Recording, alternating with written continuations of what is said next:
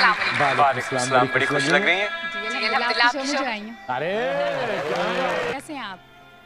मैं बिल्कुल ठीक, आप कैसी हैं? अल्हम्दुलिल्लाह। क्या नाम है? आयशा आसिफ। आयशा, क्या कहना चाहती हैं? मैं आपको एक पोइट्री डेडिकेट करना चाहती हूँ। उसके बदले में ये चाहती हूँ कि आप भी मुझे कोई पोइट्री डेडिकेट करें। हाँ, तो कर सकते हैं ना आप। अब पहले आप करें।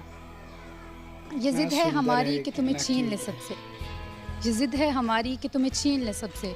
हम और ज़माने से तकाजा नहीं करते और रो लेते हैं गोशाए तन्हाई में अक्सर। हम शहर की गलियों में तमाशा नहीं करते।